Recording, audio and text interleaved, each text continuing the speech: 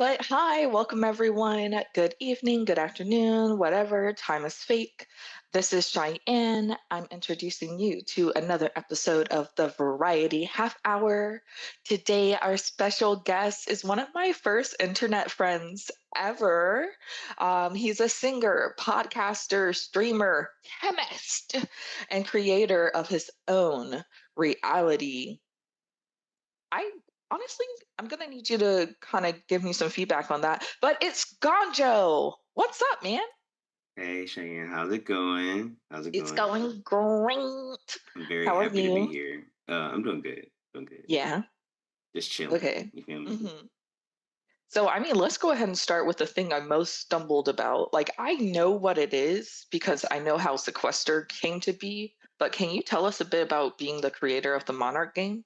Okay, so the Monarch came from an idea that I've always liked reality TV, right? I always liked game shows.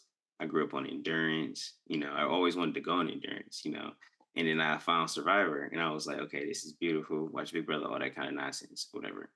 It's so entertaining to me and I like the strategy of it. So I was like, okay, well, I like how this game works.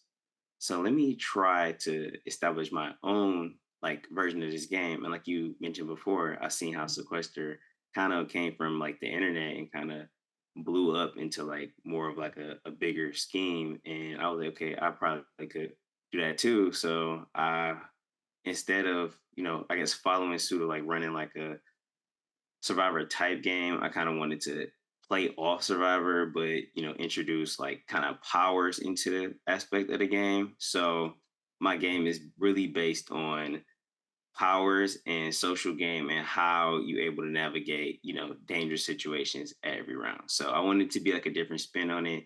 And, I branched off to a lot more games out of that. So I really do love that I end up like taking that plunge to actually try to, do something different. Nice.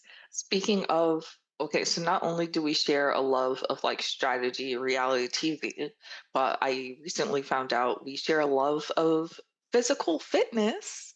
Hmm. So, uh, from my end, I just reached my goal weight that I've been trying to get for literally 3 months. Period. So, I'm very excited about that. And you have been doing a lot of running. What's going on there? Yes. Congratulations to hitting your goal weight. I know how like difficult it is to like, really be so determined to do that. So I commend you. Good job. Great job. I appreciate that. You telling me that and sharing that with me. But yeah, I've been running, a lot of miles recently. Really out of nowhere. Like my mom randomly was like, for the month of May, do you want to work out every day? And I was like, sure.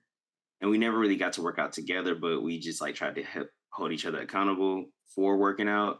And my working out ended up being, running because I used to run in high school, run cross country and track. So I had a high mileage background and a high running background. So it wasn't too difficult to, get back in. After 2 weeks, you straight. Like you good. Like you basically back into shape, not fully, but you are Oh, able to okay, like back into shape. I push was like, yourself. I guess I have to have a shape to get back into Yes. shape. Yeah. Yes. Like in the terms of like you're not sore every time you go to the gym, right? Like whenever like you work out, I believe it's 2 weeks. And then after that you kind of can like actually push yourself a little harder to actually, do more that you actually want to get accomplished. So yeah, I just started running miles and now I don't know where I want to take it, but I just want to run more and get faster. That's my whole goal Yeah. right now. Like run more and get faster and see where I actually can take this because I don't know. You never know. Like dedication. I'm 28 years old, so I'm kind of like, pushing 30 at this point. Yeah, I was about to say you're And a little harsh on that eight. Would you okay, chill? so I'm pushing 30, so I'm like, oh, so what can I Chill. do now? And I'll be like, okay, let's get back into running. Time clicking in terms of athleticism. And I want to see how far I can like actually push this. So we really Yeah, gonna see. 100%.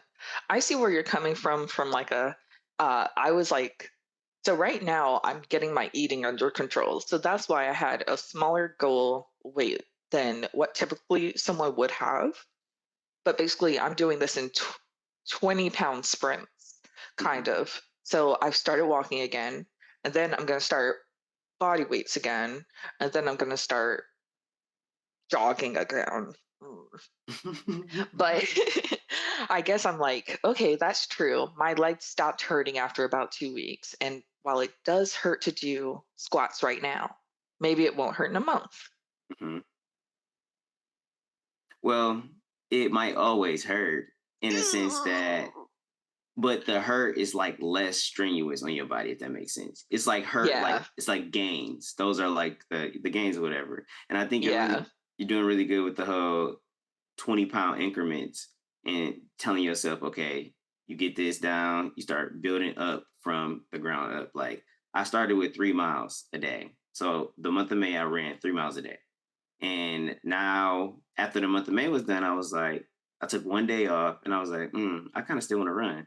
So I continued the three miles a day and I started throwing 4 miles in.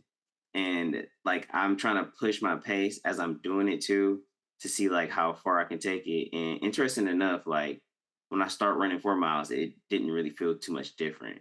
And I think Mhm. once you build a foundation for whatever you're trying to do, I feel like that kind of helps you kind of increase or get closer to your goal that's the bigger goal. Like I don't set like ginormous goals anymore. Like I have like start and road. You feel me? I can see both the endpoints, but the direction just gonna go whenever. Yeah. I don't set boundaries for that because I learned if you set boundaries for every little step, let's say you don't get to that next step as quick and you start getting frustrated and you kind of like lose track of what the end goal is. So I try to Yes. like just know it's just gonna go wherever it needs to go right now, and it's gonna end up at that end point when you need to end up there. Okay. And with that said, we're going to get into the topic. Yay! So what I did the first season was like pick topics out of a bowl. But because we are Zooming, I have topics number 1 through 20, and I want you to pick a number. Okay, my first number will be 14. 14. Okay, so this is a combo question. One, how do you make new friends? And two, are you friends with your coworkers? That's so interesting that this is 14 because I every day on Instagram I try to ask these questions, like just random questions. It's 5 questions, and I just try to keep myself, structured or engaged with just people, kind of a little bit. It's not like a big thing, but it's whatever. So I recently just asked, like, have you been able to make new friends as adults? So I've been thinking about it, and I feel like you have to be in scenarios to be nice to people, if that makes sense. Like Yes. if you're not doing different things, I guess, or like in your different environments, it's gonna be hard for you to find different people less like-minded to you, right? So going to the coworker part, yes, I'm like cool with my coworkers. I was like back in the day when I first got out of high school, I was really cool with my coworkers, but I didn't think it like ended like correctly. So I didn't want to like kind of do that again too much. And coworkers be kind of on some weird shit sometimes. So you gotta like know who you can, Yes, like actually do who stuff with. has relationships with who before I got there, you know? Right, right. So I I can get along with my coworkers really well. Like people usually, like working around me.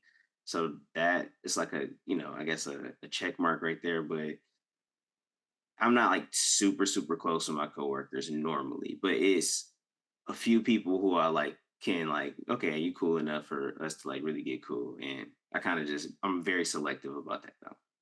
Yeah. 100%. Like, that's how I came to this topic because, like, when I first started working, 17 to basically 24, I did a lot of restaurant, a lot of part-time. And so it was like everyone in that area, whether they were like 20 to 40, we had like that commonality of not having anything really going on. And so it made for a lot of good partying, a lot of good drama, a lot of good fun, you know? But now that I'm older, like my last job, I mean, no, it's still my current job, but where I lived in Charlotte, I had a really good group of girls that I also worked with that I enjoyed having fun with. But we all like were from Charlotte, and so we had people who went to the same college. We like, oops, sorry. But now living in Austin, like I have coworkers that are similar, but we don't have any roots. And so it makes it hard to like take it out of work. Like none of us are hanging out outside of work here. In Charlotte, we were. No, I feel that currently, like I give you like I just recently got a new job. So within the last 2 months, I've been meeting a lot of people. So I probably met probably a couple people who I like feel like I really could, hang out with outside.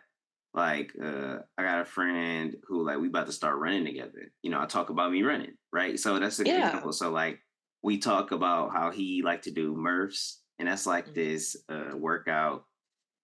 I might get this wrong. I always get it wrong. It's this workout where you run 1 mile, and then you do like 100 pull-ups, 200 push-ups, and 300 air squats, and then you run another mile, and that's the whole workout. And then you also What have in a the One Punch Man? yes, yes, okay, and you wear a 15-pound weighted vest.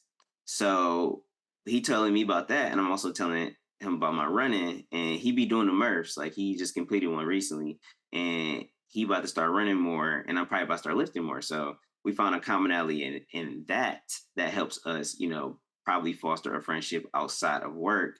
But yes, it is pretty difficult to do that because unless you really have something that the other people you're working with not obsessed with, but are focusing on, you're not going to be able to kind of like connect the dots.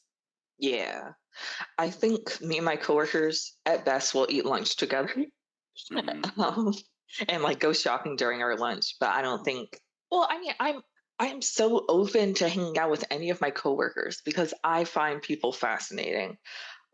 But people find me in different ways. I can be viewed as annoying. I can be viewed as shy. I can be viewed as a know-it-all. And it kind of just depends on who's perceiving me. So I let other people invite me to things. Hmm. I offer once, hey, do you want to have a game night? If you say sure, let's plan a time and then never plan a time, I'm gonna let it go. Because I feel like very on all the time. And a lot of people do not want to on all the time.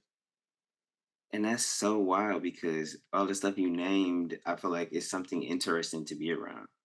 Like anything that people is like naturally feeling or just like being themselves, I love that. So like I agree with you saying, okay, you set up a date to be like, all right, we're gonna do this game night, and then nobody sets a time, and then it kind of just falls away, and it's kind of like, oh, did y'all ever do that? And it's no. I, however, just be like, hey, let's do this today. I'm more of like a let's make the plans kind of current because like if you put a time limit on it, like quick, then people have to make a choice, right? But I don't do it often, right? Yeah. But yeah, I don't know. It's interesting how people feel about who they want to be around, in what sense and in what capacity, you know. You know, you just gave me a great idea. And it's like sometimes I am just more insecure than I am ready to put myself out there. And one of my coworkers, she does hockey games Mhm. twice a week. I should just ask if I could show up, Yeah. Why not? meet her there. Yeah, And see if what it's she about. awkward, it's awkward. Yeah. Yeah, see what she about. And then even if it's awkward, that might just be how the interaction is supposed to go. Like, I don't know. I think a lot of interactions be awkward. Like when you say that, like, we have come to a point, like, I feel like as a society where you can't even like talk to your neighbor like that. Like people kind of get nervous around people often. So it's always an uncomfortable feeling around new people. So I am so my dad's really older than me. And so when I visited him during the summer and we went on walks around the neighborhood, he very much pushed me to like wave, say hi, how are you doing? And so that's always stuck with me. And when I go for a walk with my boyfriend, who's very white, and you know how white people are, uh, I'm like smiling and waving at the people past us. I say, hey, how's it going to our neighbors? And he's just straight ahead, no smile, no wave. How are we going to build community like this? Yeah, people don't like to be around unfriendly people, or people don't. If you are in a hurry, you got to be saying hi to everybody. I personally feel like acknowledging people makes them feel good, no matter what capacity.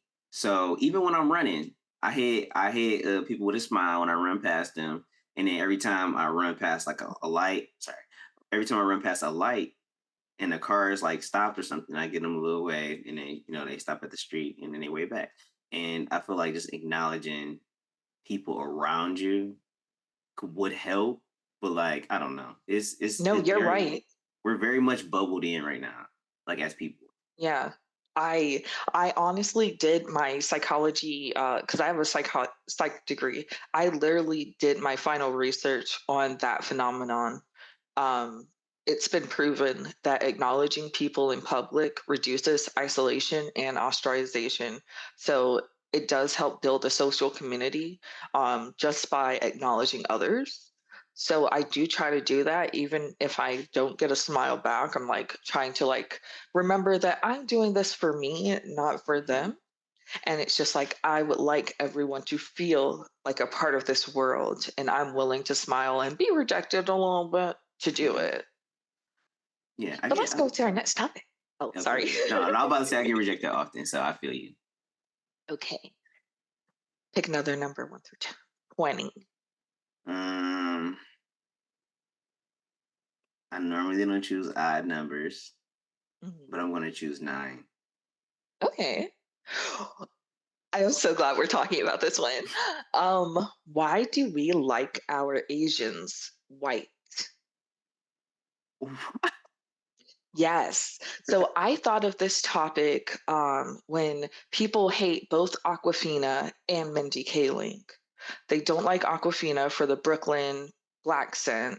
They don't like Mindy Kaling for dating white men in her TV shows and not claiming like a urbanish combination.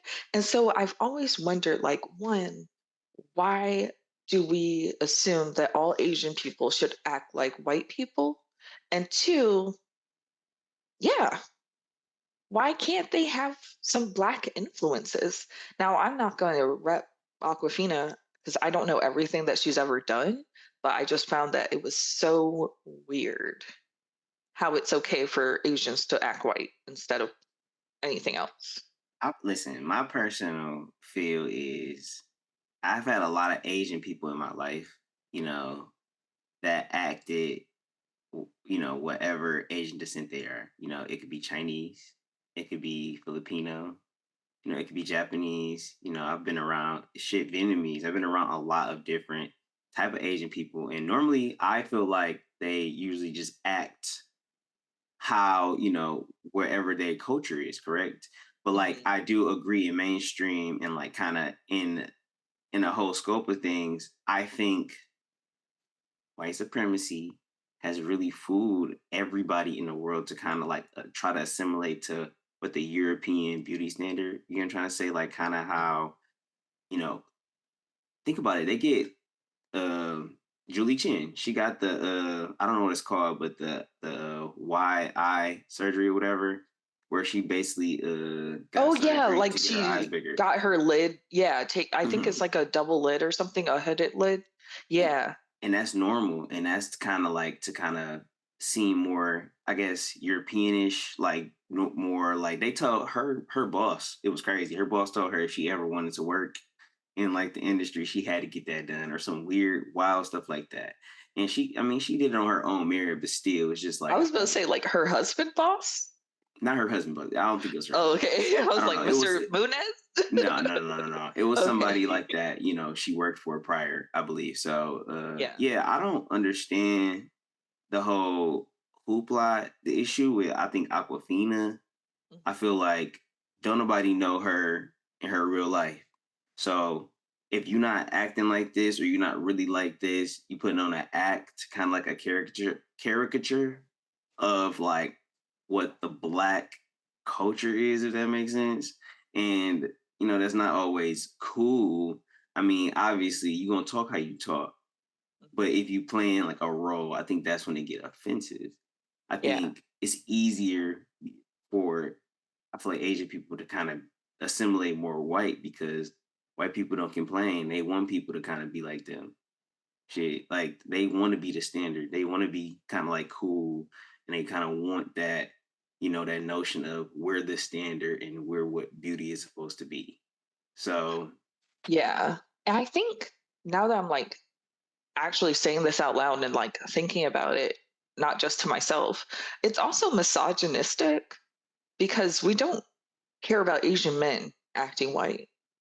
Like Timothy Delgado or whatever, he changed his name back to whatever it mhm. originally is.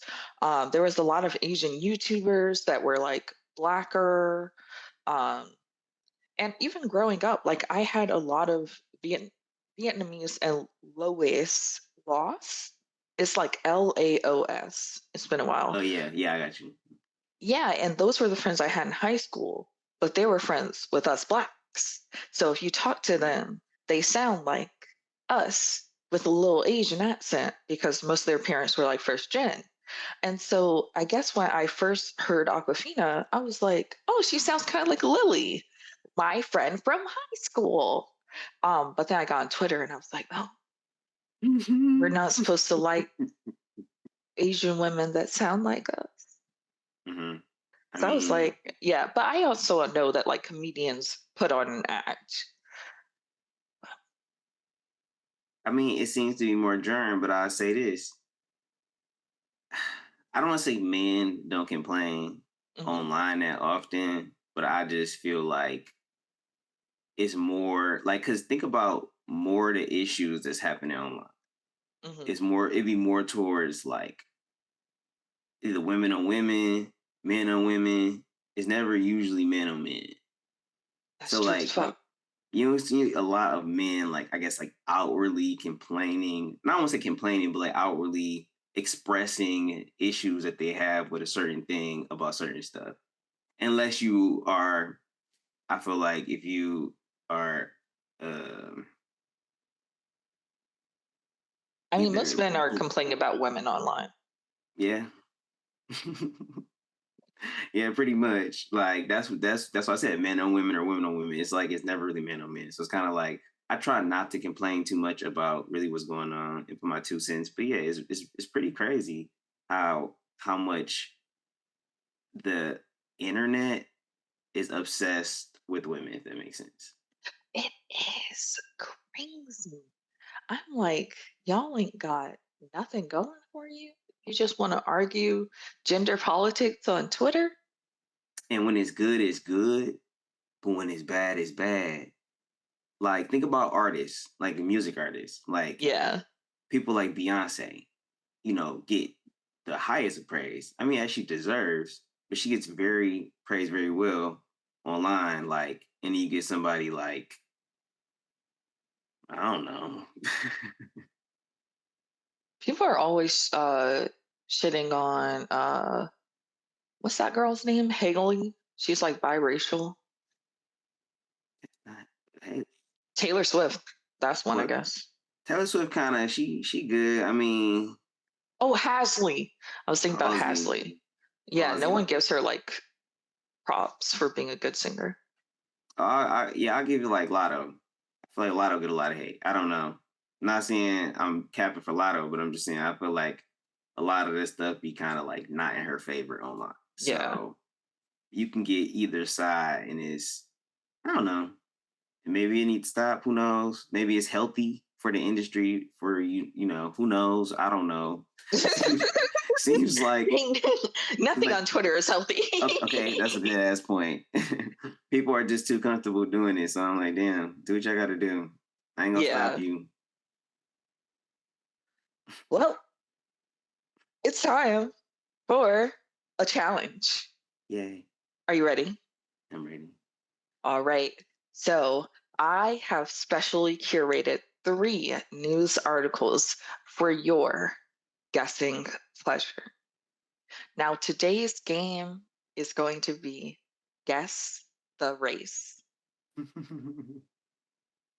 So I'm going to read 3 news articles. After each article, I want you to guess what the race of the person that this article is about. Okay. Do I get to know the races, or I gotta just assume whichever races I can Yeah, say? you got to be racist and guess what the race is. Okay. So the first news article, beloved news, beloved New Orleans barbecue chef found alive after he was reported dead, family says. So a New Orleans chef reported dead is very much alive. D. Scott, 47, was found alive and well Monday after a 2-week disappearance. A body discovered in the city's Ninth Ward was initially believed to be his. A relative confirmed the remains were Scott's, but they turned out to belong to someone else. The coroner's office told the news that that person's identity remains under investigation because they probably thought it was someone else. Best known for his Creole barbecue, Scott owns a food truck and catering business. The local chef also has a line of specialty sauces and rubs. The police did not release additional details about the deceased person, but said the investigation is ongoing. Guess the race of this missing chef. Listen, I thought they was black. I thought they was white at first, and I was like, this sounds like some white business. Who gonna believe? You know, oh yeah, this the remains, and then just take their word for it. They could just get whatever they want, so it's whatever. But what you said, Creole barbecue food truck, I said, that is quite the black man. Okay, so I'm gonna say he was black. You got it! Yay! He was black. So next, you're actually going to guess the couple's race. They're both Okay. one race. Georgia couple fights off vulture that snuck in through the doggy door. um, V and her fiance Jay had a kid-free weekend planned last Saturday at their home, located about 20 minutes north of Atlanta. That was until a vulture decided to roost inside their living room. Georgia on her mind. The couple wanted to step out for lunch after a long afternoon. They decided to leave their dog, Georgia, at home to finish her nap and open the doggy door in case she needed to go outside. They were gone for no longer than 15 minutes. And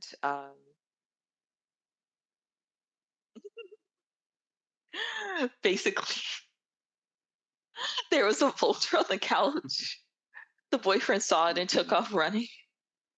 The wife saw it and immediately got an umbrella from her foyer. She ran towards it. Her husband went toward the back of the house to open the doors. The wife, shoved it out of there. Oh God. All right. This article is a little longer than expected. But basically the dog was asleep the whole time and they finally got the vulture outside.